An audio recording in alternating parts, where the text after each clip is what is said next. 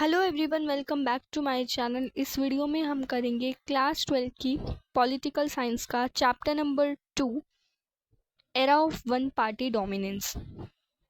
तो ये जो चैप्टर है इसमें हमने चैलेंज ऑफ बिल्डिंग डेमोक्रेसी जो फर्स्ट टॉपिक है उसे कंप्लीट कर लिया था, जिसमें हमने क्या देखा कि डेमोक्रेसी जो है उसको लाने के लिए क्या क्या चैलेंजेस हमने फेस किए थे, ये चीज़ हमने देखी थी उसमें। और क्या देखा था कि जो कांग्रेस पार्टी है वो बहुत डोमिनेंस में थी।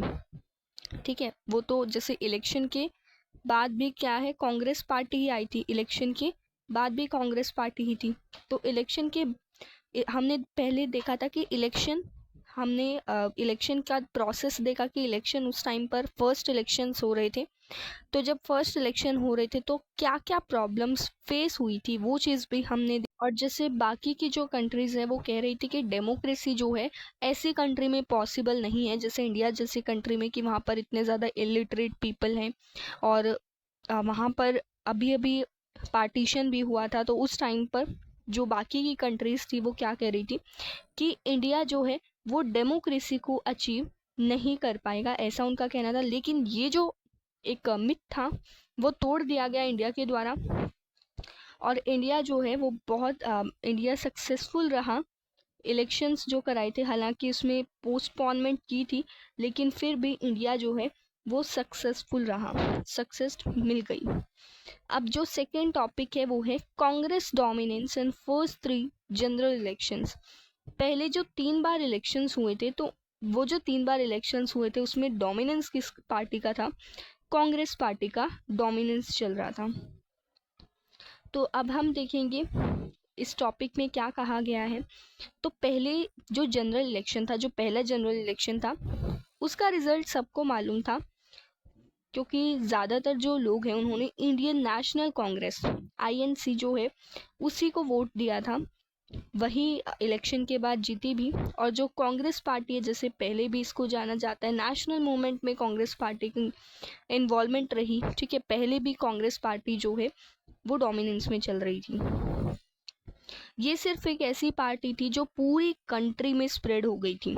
एंड फाइनली जवाहरलाल नेहरू जो थे, the party had most popular, सबसे ज़्यादा पॉपुलर लीडर और कैरिस्मेटिक लीडर, यानी कि करिश्मा जो करने वाले जो लीडर थे जवाहरलाल नेहरू, वो लीडर थे उस पार्टी के, जिसको सब ज़्यादातर लोग मानते भी थे, तो उनको फॉलो भी करते थे, तो उन्हीं की पार्टी को जिताया।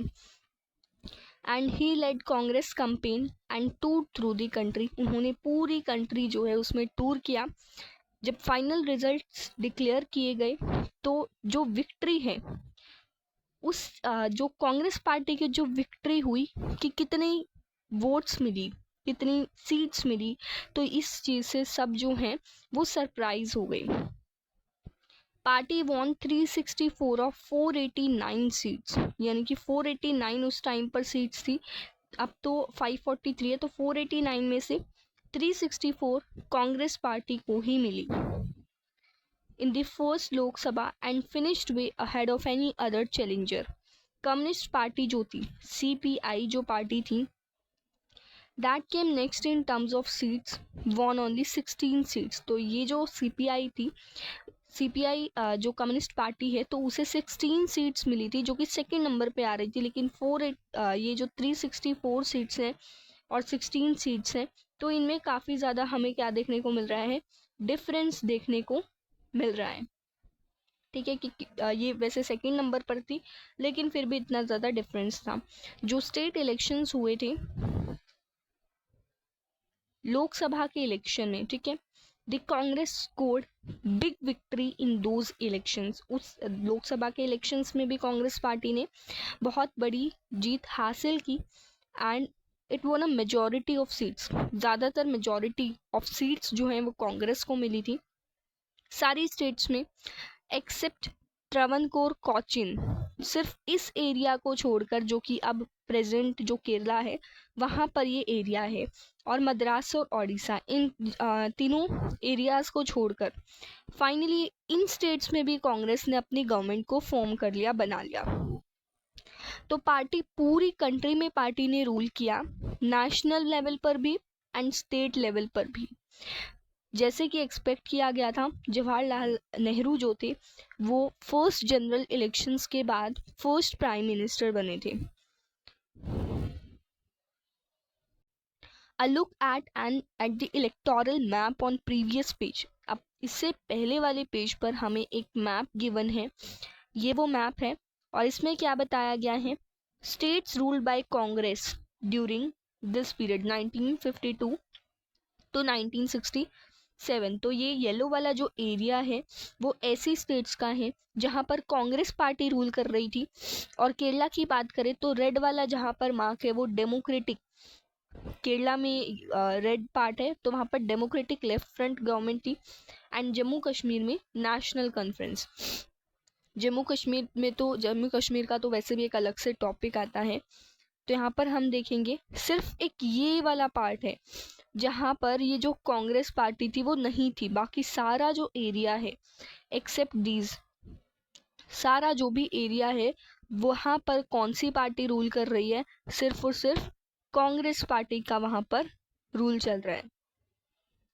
अब यहाँ पर अगर हम देखेंगे तो बहुत सारी पार्टीज जो हैं वो शॉर्ट फॉर्म्स और फुल फॉर्म्स उनके दे रखे, जैसे कि INC Indian national Congress, IND independent, CPI communist party of India, फिर है सोशलिस्ट पार्टी, किसान मजदूर प्रजा पार्टी, स्वतंत्रता पार्टी, प्रजा सोशलिस्ट पार्टी, अखिल भारतीय हिंदू। तो इन ये वाले जो यहाँ पर एक BJP भी ऑल इंडिया भारतीय जनसंघ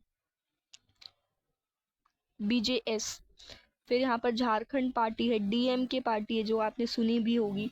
ठीक है, तो इस तरीके की यहाँ पर पार्टी के नाम भी दे रखे हैं। अब आगे चलते हैं। तो आप देखें कि किस तरीके का उस मैप पर हमने देखा कि किस तरीके का डोमिनेंस कांग्रेस पार्टी का था उस टाइम पीरियड पर। और सेकेंड और थर्ड जनरल इलेक्शन जो कि 1957 और 1962 में हुए थे, तो जो कांग्रेस थी उसने वही पोजीशन मेंटेन की, लोकसभा में 3/4 ऑफ सीट्स जो हैं जीती। एंड उनमें से कोई भी अपोजिशन पार्टी जो है वो 1/10 भी नहीं जीत पाई। जो कांग्रेस पार्टी ने जीती थी ना, उन सीट्स का 1/10 भी नहीं जीत पाई थी। और जो स्टेट असेंबली इलेक्शंस है उसमें कांग्रेस जो है उसको मेजॉरिटी नहीं मिली थी कुछ केसेस में। And the most significant of these cases was Kerala में मेजॉरिटी नहीं थी, जहाँ पर कॉलिशन बनाया गया था CPI जो गवर्नमेंट है उसके द्वारा, जब वहाँ पर फिर गवर्नमेंट फॉर्म हुई थी। इन एक्सेप्शंस को छोड़कर जो कांग्रेस है उसने पूरी नेशनल लेवल पर, पूरी स्टेट लेवल पर, पूरे जो एरियाज थे, कंट्री जो थी, स्टेट्स जो वहाँ पर थी हमारी कंट्री में, तो सबको ये जो कांग्रेस पार्टी है उसने कंट्रोल कर रखा था। जो एक्सटेंट है इस विक्ट्री का कांग्रेस का, वो इलेक्टोरल सिस्टम के द्वारा बूस्ट किया जाता है। जो कांग्रेस थी वो जैसे कि हर 4 में से 3 सीट जो थी वो कांग्रेस ने जीती थी, लेकिन इसको जो वोट्स थी did not get even half of the votes, आधे से ज़्यादा भी वोट्स नहीं मिली थी। जैसे अगर हम बात करें, अगर 100 वोटर्स हैं तो इसकी मेजॉरिटी क्या होगी, 50+1 यानी कि 51, जो कि हमने 11th क्लास में भी पढ़ा है। तो ये तो कौन सा सिस्टम था, PR सिस्टम, प्रोपोर्शनल रिप्रेजेंटेशन का सिस्टम। लेकिन यहाँ पर कौन सा सिस्टम चल रहा है, यहाँ पर FPTP सिस्टम चल रहा है, फर्स्ट पास दी पोस्ट सिस्टम, जहाँ पर ये मेजॉरिटी वाला क्राइटेरिया नहीं होता है। यहाँ पर तो जो सीट्स हैं, जो वोट्स हैं वो सीट्स हैं वो वोट्स के अकॉर्डिंग ही मिलती है, वोट्स के प्रोपोर्शन में ही मिलती है। लेकिन यहाँ पर क्या होता है, ज़रूरी नहीं है कि जितनी वोट्स मिली हैं उतनी ही सीट्स मिले, उससे ज़्यादा भी मिल सकती है जो सीट्स हैं। ठीक है, तो इसी तरीके से यहाँ पर बताया गया कि जो कांग्रेस पार्टी थी उसकी जो वोट्स थी वो आधी भी नहीं थी, यानी कि 51 तक, अगर 100 है तो 51 तक भी नहीं थी। तो फिर भी यहाँ पर जो सीट है वो ज़्यादा मिली कांग्रेस पार्टी को, क्योंकि यहाँ पर FPTP सिस्टम चल रहा था। 1952 में कांग्रेस ने 45% टोटल वोट्स में से ऑब्टेन किया और 74% सीट्स जो हैं वो जीती। वोट्स 45% लेकिन सीट्स 74%। सोशलिस्ट पार्टी जो थी सेकेंड लार्जेस्ट पार्टी थी वोट्स के टर्म में, तो उसने 10% जो है उससे ज़्यादा सीट्स, उससे ज़्यादा जो वोट्स है पूरी कंट्री में वो सिक्योर की, but it could not even win 3% of the seats, लेकिन सीट्स तो 3% भी नहीं मिली। तो ऐसा क्यों हुआ? क्योंकि यहाँ पर कौन सा सिस्टम चल रहा है? First past the post system चल रहा है।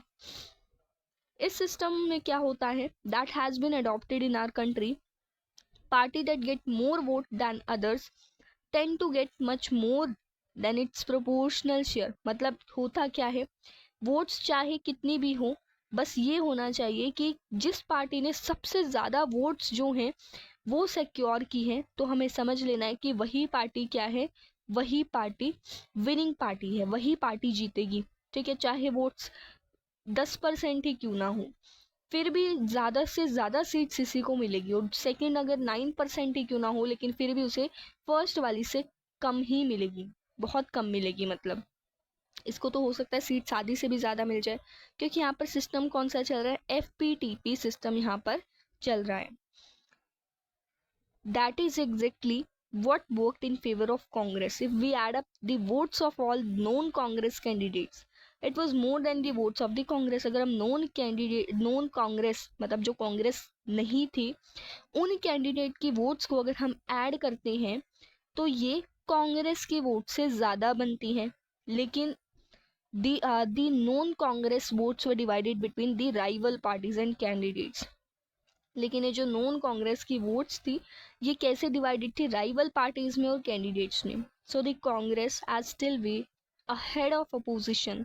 जो अपोजिशन पार्टी थी कांग्रेस, उनसे हमेशा आगे ही रही है, और कांग्रेस ही क्या है, वहाँ पर कांग्रेस का ही रूल चल रहा था और कांग्रेस ही जीती थी।